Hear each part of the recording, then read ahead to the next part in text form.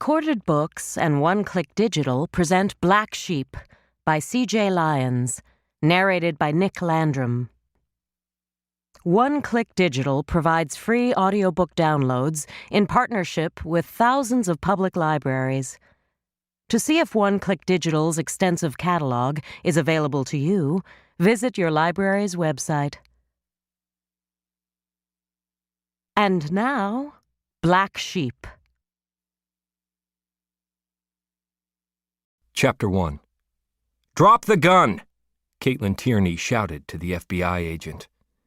The agent hesitated, chin bobbing as she tried to decide the correct move to make. Tough choice, since Caitlin held the agent's male partner against her chest as a shield. She'd grabbed his weapon and now used his greater height as an advantage.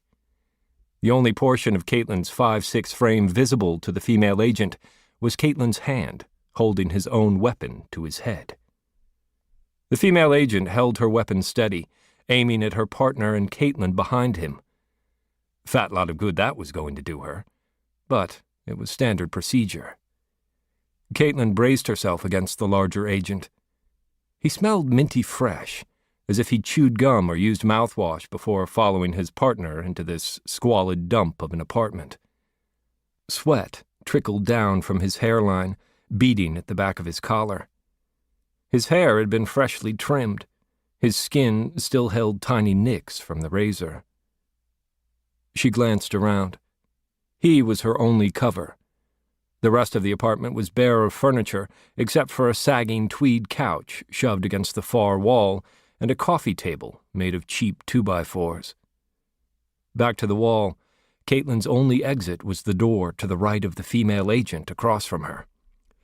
"Let's talk about this," the female agent's voice quavered, but her aim didn't falter. "Let him go, and we'll talk."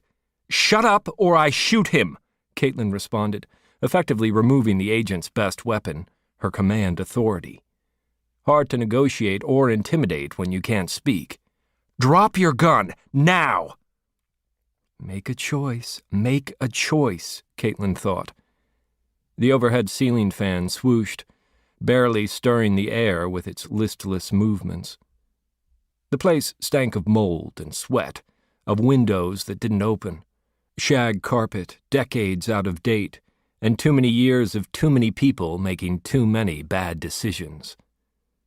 The FBI agent was just one more, standing in the weak light of a naked 60-watt bulb, her mind stuttering through a minefield of options.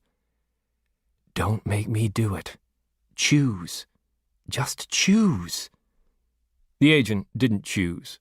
Her aim faltered, dropped down, then raised halfway up in indecision. Caitlin shot her in the forehead, followed by a double tap to the chest. Then Caitlin touched the muzzle of her weapon to the male agent's temple. Bang. "You're dead."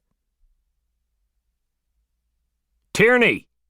The scenario leader yelled her name from his observation post. "What the hell you doing?" Trying to teach them how to stay alive in the real world, Caitlin thought.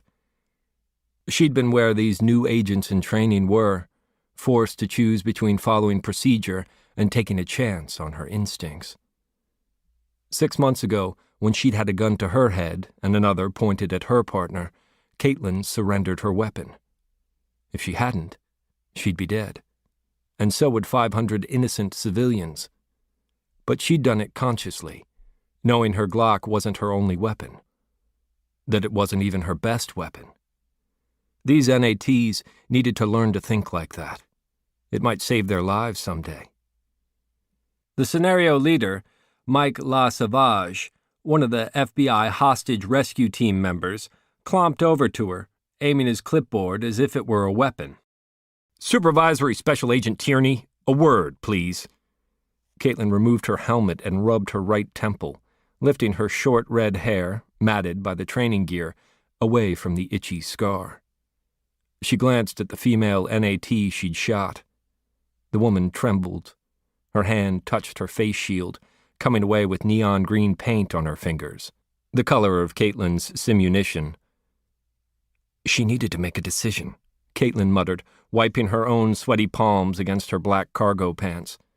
Simulation or not, the scenario hit close to home, awakening memories as well as a surge of adrenaline.